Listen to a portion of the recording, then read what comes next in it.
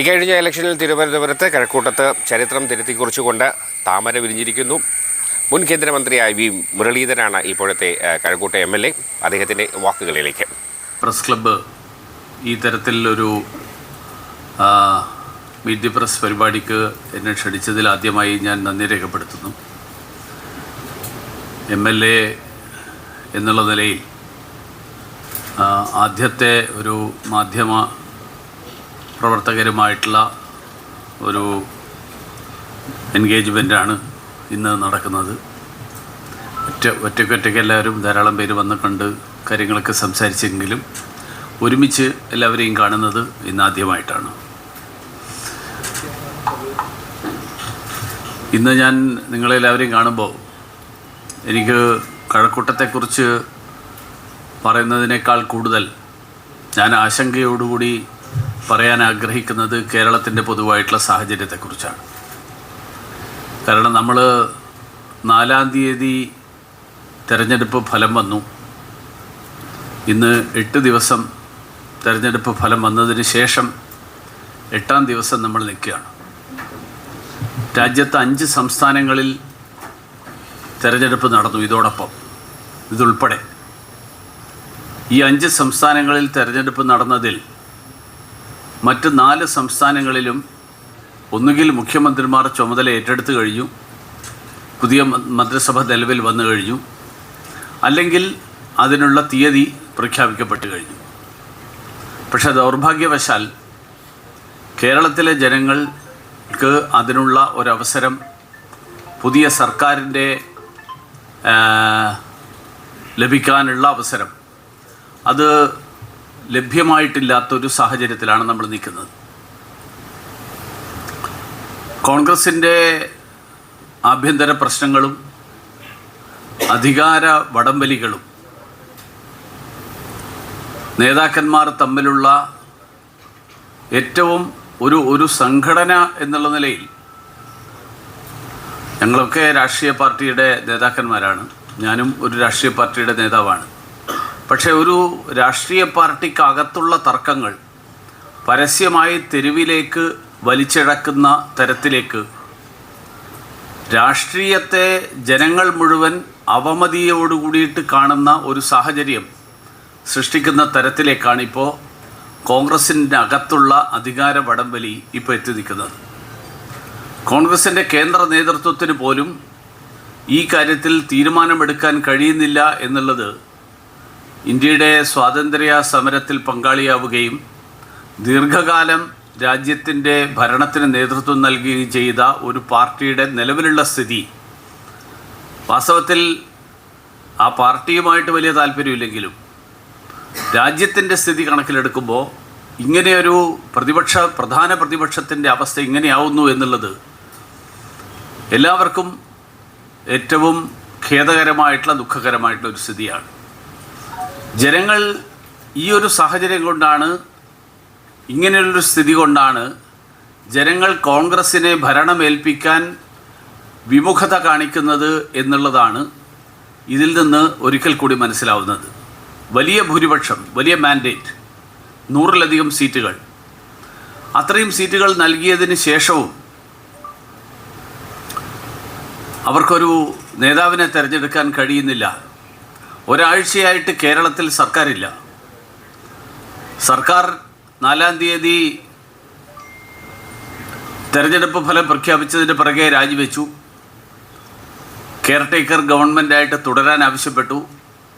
എന്ന് പറഞ്ഞാൽ ചട്ടപ്പടി കാര്യങ്ങൾ ചെയ്യാൻ മാത്രമുള്ള ഒരു സർക്കാരാണ് നിലവിലുള്ളത്. ഈ ഒരു സാഹചര്യം കേരളത്തിലെ മാത്രമല്ല രാജ്യത്തെ മുഴുവൻ, അതുകൊണ്ടാണ് ഓരോ സംസ്ഥാനത്ത് നിന്ന് കോൺഗ്രസിനെ ജനങ്ങൾ അകറ്റി നിർത്തുന്ന ഒരു സ്ഥിതി ഉണ്ടാകുന്നത്. ഈ സാഹചര്യം കോൺഗ്രസിൻ്റെ നേതാക്കന്മാരുടെ ഇടയിൽ ജനങ്ങളോട് താല്പര്യമുള്ളവർ ആരെങ്കിലും അവശേഷിച്ചിട്ടുണ്ടെങ്കിൽ അവർ ഇനിയെങ്കിലും ഈ സാഹചര്യം എത്രയും പെട്ടെന്ന് അവസാനിപ്പിക്കാൻ വേണ്ടിയിട്ടുള്ള നടപടികൾ എടുക്കണം എന്ന് ജനങ്ങൾക്ക് വേണ്ടി ആവശ്യപ്പെടാൻ ഞാൻ ഈ അവസരത്തിൽ ആഗ്രഹിക്കുകയാണ്. രണ്ടാമത്തെ കാര്യം, ഈ സർക്കാരിൻ്റെ മുന്നിൽ ആദ്യമായിട്ട് മുന്നോട്ട് വെക്കാൻ ഞാൻ ആഗ്രഹിക്കുന്ന ഒരു കാര്യം, ഈ സർക്കാരിൻ്റെ കഴിഞ്ഞ സർക്കാരിൻ്റെ ഭരണത്തിലെ ഏറ്റവും ഒടുവിലത്തെ, ഒരുപക്ഷെ ആ സർക്കാരിൻ്റെ ശവപ്പെട്ടിയിലെ അവസാനത്തെ ആണിയായിട്ട് മാറിയത് ശബരിമല സ്വർണ്ണക്കൊള്ളയാണ്. ശബരിമല സ്വർണ്ണക്കൊള്ളയുടെ വിഷയത്തിൽ വളരെ കൃത്യമായിട്ടുള്ള അന്വേഷണം, കഴിഞ്ഞ സർക്കാരിൻ്റെ കാലത്ത് നടന്ന അന്വേഷണത്തെക്കുറിച്ച് ഞങ്ങൾ മാത്രമല്ല, ഇപ്പോൾ ഭരണത്തിലേറാൻ പോകുന്ന കോൺഗ്രസും അവരുടെ വിയോജിപ്പ്, അവരുടെ ആ കാര്യത്തിലുള്ള അസംതൃപ്തി രേഖപ്പെടുത്തിയിട്ടുള്ളതാണ്.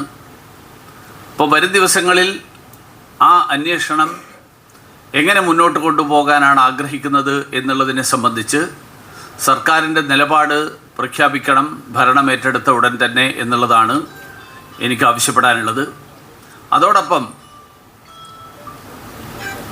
ആചാര സംരക്ഷണത്തിൻ്റെ പേരിൽ കേരളത്തിൽ നടന്ന പ്രക്ഷോഭത്തിൽ പങ്കാളികളായവരും ആകാത്തവരുമൊക്കെ ആയിട്ടുള്ള നിരവധി പേർക്കെതിരായിട്ട് നൂറുകണക്കിന് കേസുകൾ ഇപ്പോഴും കേരളത്തിലെ വിവിധ കോടതികളിൽ നിലവിലുണ്ട്.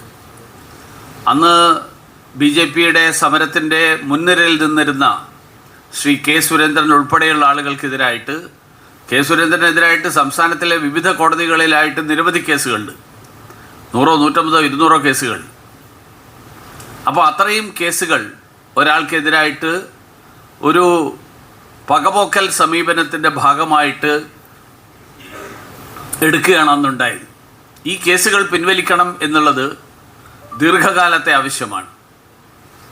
യാതൊരു അടിസ്ഥാനവുമില്ലാത്ത ഇത്തരത്തിലുള്ള കേസുകൾ, ആ കേസുകൾ പിൻവലിക്കാൻ സർക്കാർ അടിയന്തരമായിട്ട്, പുതിയ സർക്കാർ ചുമതലയെടുത്തു കഴിഞ്ഞാൽ അടിയന്തരമായിട്ട് നടപടികൾ സ്വീകരിക്കണം എന്നുള്ളതാണ് എനിക്ക് ആവശ്യപ്പെടാനുള്ളത്. മൂന്നാമത്തെ ഒരു കാര്യം, കേരളം കഴിഞ്ഞ കുറച്ച് വർഷങ്ങളായിട്ട് മഴക്കാലത്ത് നേരിടുന്ന നിരവധി പ്രശ്നങ്ങൾ, മഴക്കെടുതിയുടെ ഭാഗമായിട്ട് മഴക്കാലത്തിന് മുൻപ് നടക്കേണ്ട ശുചീകരണം ഉൾപ്പെടെയുള്ള കാര്യങ്ങൾ, ആ കാര്യങ്ങളിൽ ഇപ്പോൾ പുറത്തു പോകുന്ന സർക്കാർ എന്തൊക്കെ ചെയ്തു എന്നുള്ള കാര്യത്തെക്കുറിച്ച് ധാരാളം ചോദ്യങ്ങൾ ഇപ്പോൾ തന്നെ ഉയർന്നു വന്നുകൊണ്ടിരിക്കുകയാണ്. പുതിയ സർക്കാർ ചുമതല ഏറ്റെടുത്തു കഴിഞ്ഞാൽ ഇതൊക്കെ അടിയന്തര പ്രാധാന്യത്തോടു കൂടി ചെയ്യേണ്ട കാര്യങ്ങളാണ്. ഇന്ന് തീയതി 12-ാം തീയതിയായി, മഴ ഇപ്പം തന്നെ തുടങ്ങിക്കഴിഞ്ഞു.